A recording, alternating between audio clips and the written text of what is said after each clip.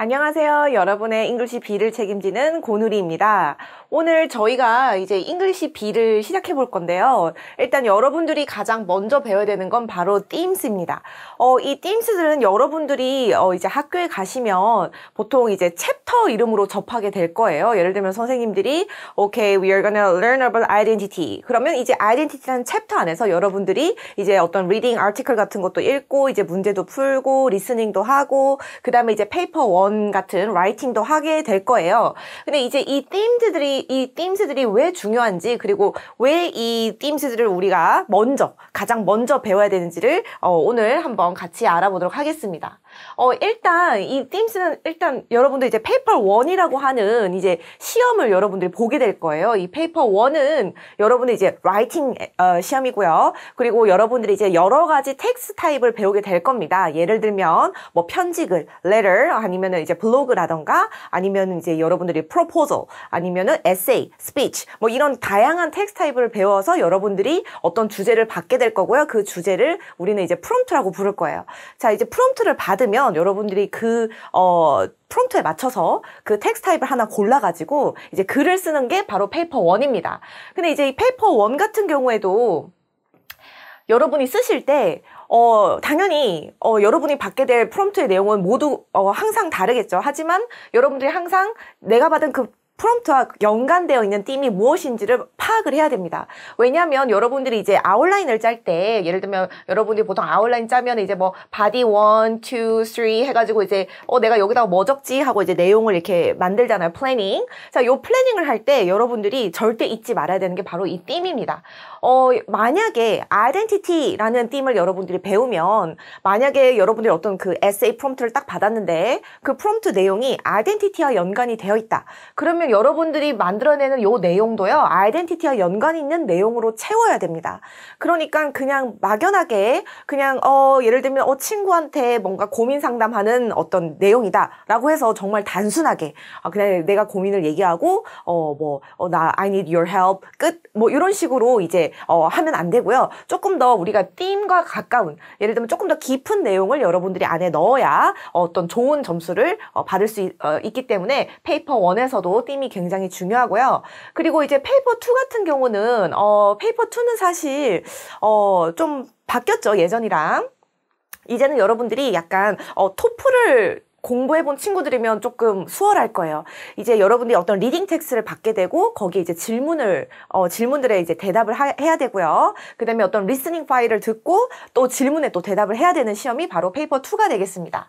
자, 이 페이퍼 2에서 특히 리스닝 파일도 마찬가지긴 하지만 특히나 이 리딩 텍스트, 그러니까 여러분들이 이제 읽어야 되는 그 리딩 텍스트들이 전부 다 역시나 페이퍼 1과 마찬가지로 theme과 관련된 내용들이 나옵니다. 그래서 여러분들이 리딩 텍스트를 보다 정확히 이해하려면요. 이 리딩 텍스트를 딱 읽었는데 이 리딩 텍스트 주제가 identity 또는 experience 이런 것과 연관이 있구나를 먼저 이해한 다음에 읽어 내려가는 것이 훨씬 질문에 대답하기도 수월하고 내가 어느 정도 이 리딩 텍스트에 나올 내용을 추측하는 것도 가능해요. 내가 전부 다 읽기 전에도 이 텍스트의 띠임을 먼저 파악을 해버리면 대충 이런 내용이 나오겠구나를 먼저 guess를 할 수 있기 때문에 역시나 페이퍼 2에서도 띠임을 확실히 이해하고 알아야겠어요.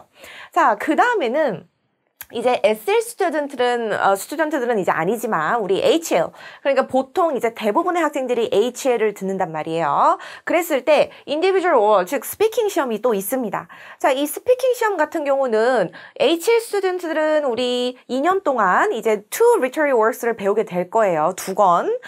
이 2권 같은 경우는 보통 학교 수업할 때는 그거 가지고 시험을 친다거나 그러지는 않고요. 왜냐면 이거는 이제 스피킹 시험을 위해서 여러분들이 배우는 거기 때문에. 근데 이제 여러분들이 시험을 치러 가면 이 스피킹 시험을 칠 때도 역시나 theme과 연관시켜서 그러니까 예를 들면 이거는 이제 나중에 individual oral part에서 선생님이 좀 더 자세히 말해줄 거지만 여러분들이 고른 literary work랑 우리가 잉글리시 B에서 다루는 그 5개의 띠임이 있거든요. 자, 5개의 띠임이랑 연결시켜서 생각하고 말할 줄 알아야 돼요. 그래서 그게 어떤 시험에서 요구하는 조건 중 하나이기 때문에 역시나 스피킹 시험에서도 띠임을 알아야, 띠임을 이해를 해야 여러분들이 배운 리터리 워크랑 커넥팅이 가능하겠죠. 그래서 이렇게 전반적으로 띠임이 계속 등장하기 때문에 일단 첫 시간에 저희가 이제 띠임을 공부해 보도록 하겠습니다. 자, 일단 첫 번째 띠임은 아이덴티티예요.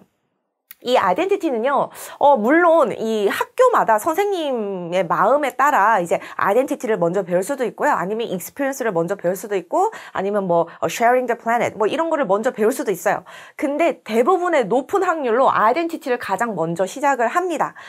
그 이유는요, 여기도 이제 여러분이 쭉 한번 읽어보시면 알겠지만 주제가 굉장히 많죠. 그러니까 우리 잉글리시 B 띠임에는 5개가 있어요. 이 5개 중에 아이덴티티와 관련된 주제가 굉장히 많아요.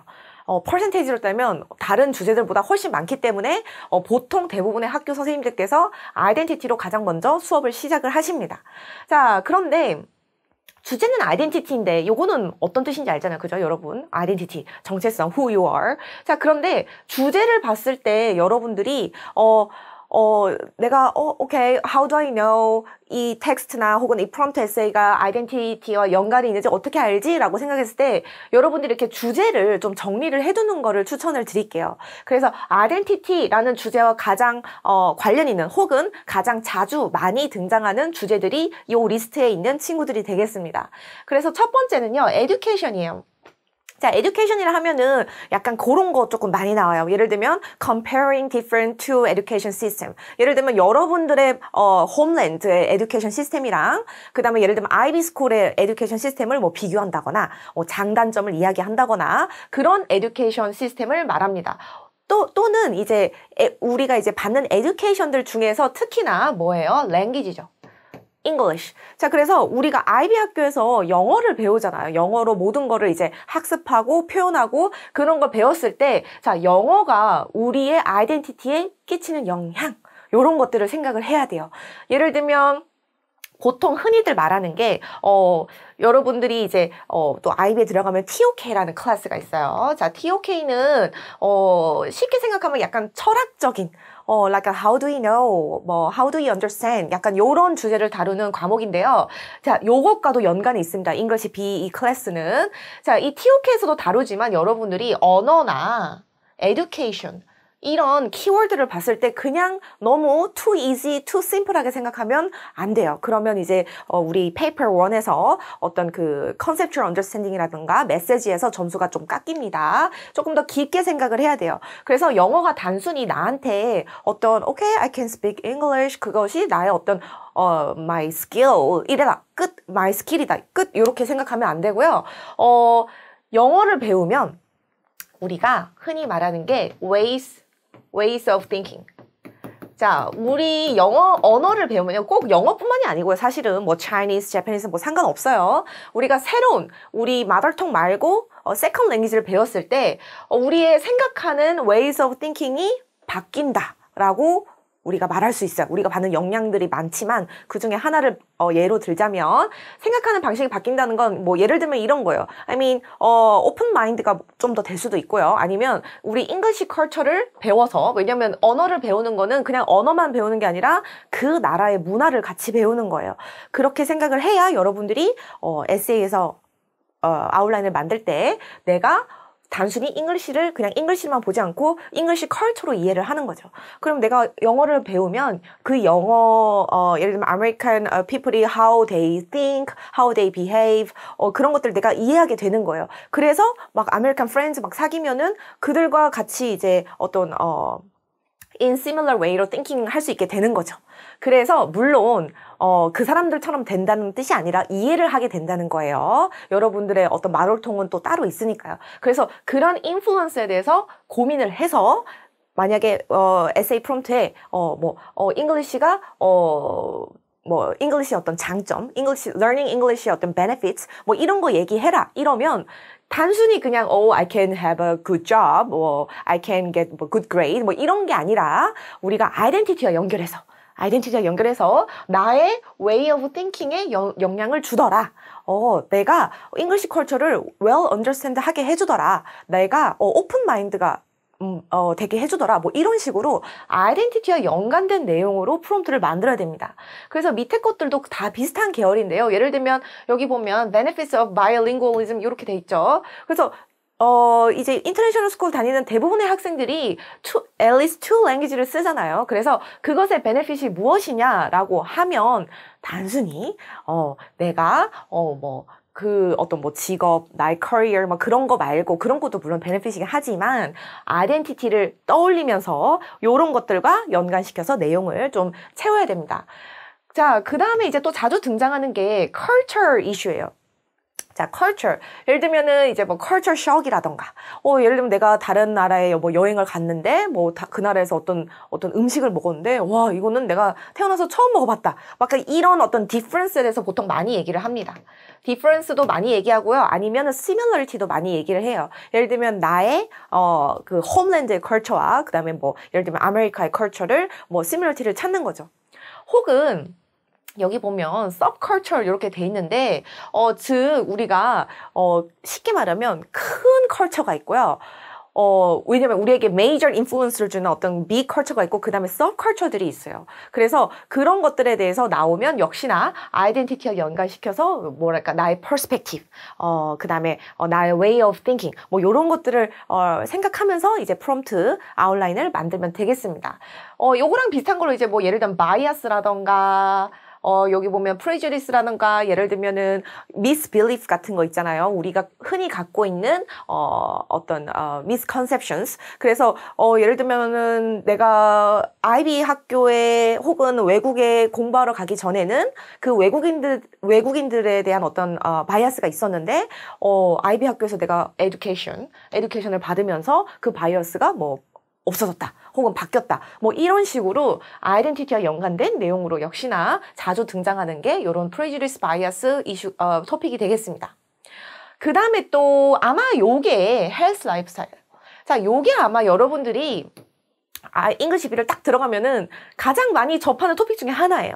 아이덴티티 챕터에 딱 들어가면은 healthy lifestyle 해가지고 뭔가 스트레스 컨트롤링 하는 내용이라던가 아니면은 운동을 해야 된다. 요런 아티클이나 리딩 텍스트 같은 거를 조금 자주 읽게 될 거예요. 자, 요것도 마찬가지로 아이덴티티와 우리가 충분히 연결이 가능합니다. 자, 컨트롤링 스트레스. 내가 스트레스를 많이 받아. 근데 내가 이제 스트레스를 관리를 해야겠죠.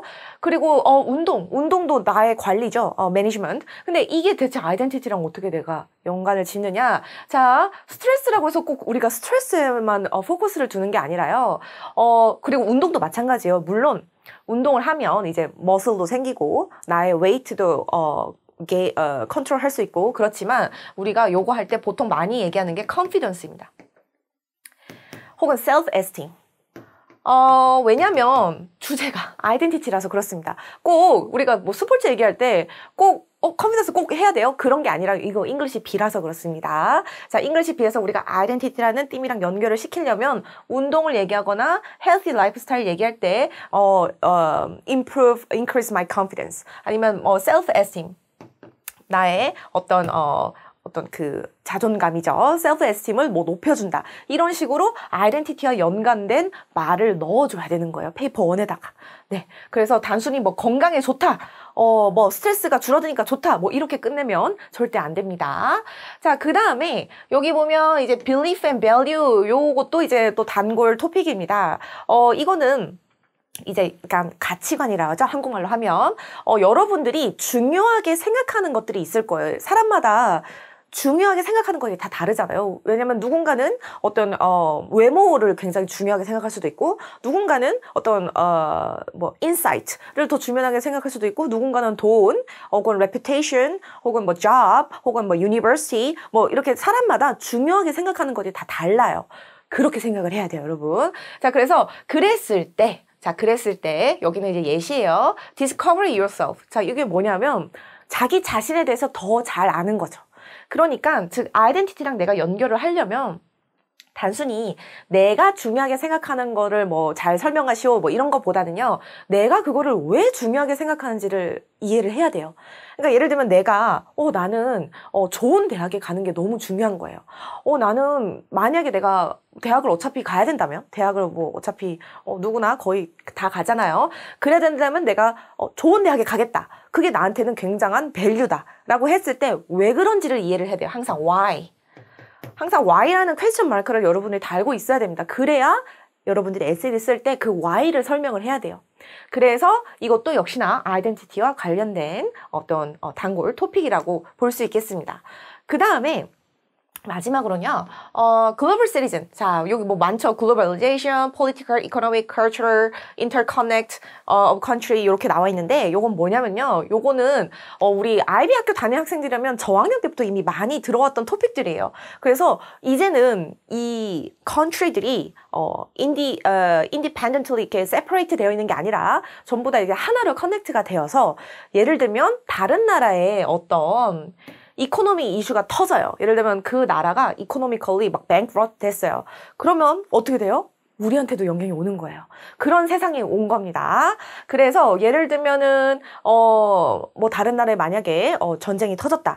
그게 우리랑 상관이 없느냐? 아니에요, 아니요. economically, political, cultural 우리가 인플루언스를 받게 되어 있습니다. 안녕하세요. 여러분의 IB 잉글리시 B를 책임지는 고누리입니다. 오늘 저희가 배워볼 텍스트 타입은 블로그입니다. 이 블로그는 여러분들이 평상시에도 이제 인터넷 조금 많이 한다 하는 친구들은 많이 접해볼 텍스트 타입이고요. 그래서 이 텍스트 타입의 피처와 그 다음에 이그젬플을 보면서 이거는 대체 어떻게 써야 되는지 한번 공부해 보도록 하겠습니다. 일단 이 텍스트 타입을 이해를 해야겠죠. 이 텍스트 타입은 세 가지 모두에 해당이 되지만 우리 학교에서는 보통 매스메디아를 목적으로 씁니다. 그리고 시험에서도요, 매스메디아를 목적으로 나와요. 그렇지만 퍼스널, 그 다음에 프로페셔널 둘 다 가능한 점도 반드시 특징이기 때문에, 블로그만의 특징이기 때문에 기억을 해두는 게 좋겠죠. 왜냐면 블로그가 자기의 퍼스널한 어떤 이슈가 터졌을 때 나만의 어떤 생각을 막 표현하는 장소이기 때문에 퍼스널도 되고요. 그 다음에 그 전문가들이 블로그를 쓸 때가 있잖아요. 우리가 그냥 뭐 일반적으로 그냥 쓰는 블로그들도 많지만 막 예를 들면 의사 선생님이 나의 블로그를 만들다? 그러면 뭐예요? 약간 프로페셔널한 블로그의 성격을 또 띌 수도 있겠죠. 그래서 요게 세 가지에 다 해당이 되지만 보통 가장 많이 쓰는 건 매스메디아를 우리가 목적으로 씁니다. 그래서 우리 랭귀지는요, 인포멀에서 세미포멀을 왔다 갔다 하면 되고요. 이것은 왜냐면 우리가 블로그를 쓸 때는 우리 타겟 어디언스 중에서 우리의 팔로워, 우리 이웃들, 팔로워들이 있기 때문에 우리가 세미포멀과 인포멀의 언어를 왔다 갔다 하면 돼요. 자, 그리고 블로그는 두 가지 타입이 있어요. 하나는 내러티브고요. 하나는 thesis예요. 자, thesis는 어떤 거냐면 여러분들이 이때까지 흔히 써왔던 에세이랑 약간 비슷합니다. 그래서 에세이처럼 thesis가 있는 거예요. 즉 뭐예요? 어떤 오피니언이 있는 겁니다. 그래서 약간 에세이처럼 쓰는 거라고 생각을 해요. 단 말투는 에세이처럼 포멀이 아니고 뭐예요? 세미포멀로 써줘야 돼요. 그래서 일단 우리 내러티브를 먼저 보면, 내러티브는요, 이벤트, 익스피리언스, 그러니까 내가 뭐 여행을 했던, 아니면 내가 뭐 어떤 뉴 스포츠를 했던, 그런 어떤 액티비티를 했던 그거에 대해서 내가 설명을 하는 거예요. 내가 겪었던 일, 내가 어디 경험했던 일에 대해서. 그래서 대부분 여러분들이 처음 접하는 거는 이제 트래블 블로그라고 해가지고 이제 여행 블로그를 쓰는 걸로 가장 많이 접하곤 합니다.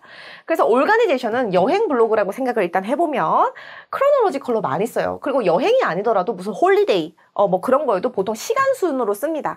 예를 들면 여행을 우리가 당일치기가 아니고서야 뭐 2박 3일, 뭐 3박 4일 뭐 이렇게 생각을 하면 뭐 첫째 날에 했던 것도 있을 수 있고 그 다음에 마지막 날에 하는 것도 있잖아요. 그런 식으로 시간 순으로 생각하고 오르가나이제이션을 하면 되겠습니다. 그 다음에 오프닝 파트가 있는데 여기서는 우리 컨텍스트가 등장하는 곳이에요. 그러니까 우리가 인트로덕션이라고 생각하면 돼요. 그래서 여기서는 나의 어떤 이벤트를 describing을 해주거나 introduce, 그 나라에 대해서 introduction을 해주거나 그 내가 방문한 그 도시의 어떤 특이점 있잖아요. 특이한 부분 아니면 유명한 거, 그런 거에 대해서 간략적으로 introduction을 해주는 거예요. 자, 그 다음에 바디에서는 당연히 물론 이제 프롬프트에 따라 다르겠지만 디스크리션을 할 때가 있고 내가 뭐를 설명할 때도 있고 그 문화에 대해서 설명할 때도 있고 그 다음에 리플렉션. 여기가 이제 가장 중요한 포인트예요. 우리 블로그의 특징. 그러니까 즉 다른 텍스트 타입에서는 물론 일기 같은 거는 당연히 리플렉션이 들어가 있죠. 근데 다른 텍스트 타입에서 보기 힘든 이 블로그만의 특징 중 하나가 이 리플렉션이에요. 이걸 바꿔 말하면 뭐예요? 리플렉션은 무조건 해야 된다는 뜻이에요. 그래서 리플렉션은 둘 다 들어갑니다. 그 다음에 맨 마지막에 엔딩에 오면 우리 파이널 터치하고 뭐예요? 또 리플렉션이에요. 그러니까 리플렉션은 곳곳에 들어가는 거예요. 내가 꼭 바디에만 넣고 엔딩에는 안 넣고 이런 게 아니라 맨 마지막에도 약간 리플렉션 이거는 나에게 정말 특별한 여행이었어. 나는 이 여행을 통해서 너무 많은 걸 배울 수 있었어. 이거 다 리플렉션이죠. 그래서 그런 걸로 끝나면 되고요. 자, thesis는요, 어떤 오피니언이고요. 이거는 당연히 크로노지컬로 쓰지 않죠. 왜? 우리가 그러니까 그 주제별로 쓰면 됩니다. 바디 1에서는 예를 들면은 내가 어떤 benefits에 대해서 이야기를 한다거나 그다음에 바디 2에서는 disadvantage에 대해서 이야기를 한다거나 그런 식으로 그냥 주제에 맞춰서 오르가나이제이션을 하면 되고요. 우리가 오프닝으로 가면은 여기는 introduction이 아니라 뭐예요? 나의 오피니언이 나와야 돼요. 그러니까 나의 thesis. 에세이로 치면 thesis고 나의 어떤 메인 포지션이 나와야 됩니다. 예를 들면 내가 만약에 나는 시골에서도 살아봤고 도시에서도 살아봤어. 근데 내가 생각했을 때는 도시에 사는 게 훨씬 좋은 것 같아. 이게 나의 포지션이죠. 그게 오프닝에 이미 나와야 돼요. 나중에 나오면 안 되고 여기서 나와줘야 돼요. 그 다음에 바디로 넘어가서 그것을 서포트할 만한 example, 그 다음에 explanation, 그 다음에 플러스 리플렉션이죠. 자, 리플렉션 뭐냐면 그냥 말 그대로 아까 선생님이 말한 것처럼 내가 도시에 살아봤더니 내가 좀 나의 퍼스펙티브나 나의 바이어스가 좀 없어진 것 같아. 아니면 내가 좀 더 새로운 뉴 익스피리언스를 해서 나의 어떤 셀프 임프루먼트가 있었던 것 같아. 그런 것들을 리플렉션이라고 하죠. 그래서 요것도 마찬가지로 내러티브랑 마찬가지로 반드시 바디에다가 같이 넣어줘야겠습니다. 그리고 마지막에 똑같아요. 우리 내러티브처럼 마지막 thoughts 또는 리플렉션으로 끝내주면 되겠습니다. 그래서 만약에 나의 포지션이 나는 시티에 사는 게 훨씬 좋다 생각해 라고 하면은 맨 마지막에도 그런 내용으로 맞춰주면 되겠습니다. 그래서 이 투 타입이 있고요. 여러분들이 프롬프트를 받으면 이걸 구분하는 것에서는 그렇게 어렵지 않을 거예요. 왜냐면 내러티브는 그냥 누가 봐도 막 여행 아니면은 너가 어떤 페스티벌에 갔어. 그 경험담을 말해봐. 이러면 다 내러티브고요. thesis는요. 여러분의 생각을 물어볼 거예요. 뭔가 benefit 아니면은 여러분들이 어떤 예를 들면 인권에 대한 여러분의 생각 이런 식으로 생각을 물어볼 때는 thesis 생각을 하면 됩니다. 자, 우리 피처도 한번 봐야겠죠. 우리 블로그만의 어떤 컨벤션, 즉 헤딩이 있습니다. 헤딩은 뭐예요? 타이틀이죠. 우리 블로그 우리 맨 위에 있는 큰 타이틀. 자, 타이틀은요. 당연히 캐치해야 되고 그리고 너무 또 길면 안 돼요. 그냥 숏하게 만들어야 됩니다. 주제에 맞춰서. 예를 들면은 선생님이 이제 얼반 아까 도시에 사는 얘기를 했는데 예를 들면 난 도시에 사는 게 너무 좋아. 좋아. 이런 거 말하고 싶으면 헤딩에도 넣어줄 수 있다는 거죠. enjoying life in city. 이런 식으로 그냥 내가 제목에도 나는 시티에 사는 게 좋다는 거를 막 표현을 해주는 거예요. 그럼 너무 좋겠죠. 근데 꼭 그게 너무 어려우면 차라리 life in city 요 정도까지는 가져야 돼요. life in the city. 그래서 그 다음에는 뭐가 나오냐면 날짜와 왜냐면 블로그는 우리가 인터넷에다가 업로딩 하는 거잖아요. 그 업로딩 날짜죠. 업로딩 날짜 byline인데 이게 뭐냐면 누가 적었는지가 나와야 돼요. written by. 여러분 이름 적으면 됩니다. 그래서 데이트와 날짜가 나오고 이건 꼭 written by가 아니어도 그냥 by하고 이름 적어도 됩니다. 그래서 요게 반드시 나와야 되고요. 그 다음에 서브헤딩은 옵셔널이에요. 그러니까 이거 무슨 말이냐면 내용에 따라 프롬프트에 따라 여러분이 만약에 서브헤딩이 필요한 경우면 써도 되는데 무조건 써야 되고 이런 건 아닙니다. 근데 보통 대부분의 학교생들이 최소한 하나의 서브헤딩은 써줘 이렇게 요구하기도 하고 주제에 따라 hey more than two 서브헤딩 써줘 이렇게 요구할 때도 있어요. 그래서 그거는 여러분들이 학교 선생님에게 반드시 확인해야 되는 부분이겠죠. 만약에 블로그를 배운다. 선생님 서브헤딩 무조건 써야 되나요? 이렇게 한번 확인해 주세요. 물론 선생님이 먼저 말할 수도 있어요. 근데 아닐 경우 그냥 넘어가지 마시고 반드시 확인해 주세요. 피처들은. 자, 그 다음에 이건 뭐냐. 야, 이것도 설명 안 하는 선생님들 정말 많아요. 자, 블로그잖아요. 이게 블로그라는 걸 우리는 최대한 티를 내야 돼요. 이건 다른 텍스트 타입도 마찬가지예요. 만약에 편지다. 그럼 편지인 걸 티를 내려면 어떻게 해야 돼요? 그 텍스트만의 특징이 있어야겠죠. 그러니까 즉 다른 텍스트에서는 우리가 이걸 쓰면 안 돼. 근데 여기서 쓸 수 있어. 그럼 여기서 무조건 써야 돼요. 그 중에 하나가 코멘트입니다. 자, 블로그는요, 댓글을 달 수 있잖아요. 그럼 어떻게 해야 되냐면 여러분이 맨 마지막에 나의 final thought 다 말했다. 나의 reflection 말했다. 그럼 맨 마지막에 뭐라고 그러냐면 Hey, if you have any other ideas 혹은 any other thoughts, leave comments below. 뭐 이런 식으로 내가 코멘트를 달아주세요. 댓글 달아주세요. sharing your thoughts 해주세요. 이런 식으로 invitation을 해줘야 돼요. 맨 마지막에. 모든 얘기가 다 끝났을 때. 그래서 요것도요, 반드시 여러분 확인하고 넘어가세요. 알겠죠? 자, 그 다음에 target audience. 이거는 선생님이 아까도 말했지만 follower들이 있고요. 그 다음 플러스 뭐예요? random people. 왜냐면 온라인이니까요. 인터넷이니까 나의 팔로워뿐만 아니라 이 주제에 관심이 있는 사람들이 검색을 해가지고 내 블로그를 읽을 수 있기 때문에 그래서 말투가 세미 포멀에서 인포멀을 왔다 갔다 한다. 자, 그 다음에 reflection. 이거는 뭐 your own voice. 이거는 아까 선생님이 충분히 설명을 했지만 다시 짚어주자면 your own voice는 뭐냐면 그냥 정말 말 그대로 여러분의 생각입니다. 여러분의 느낌. 내가 느낀 점, 내가 생각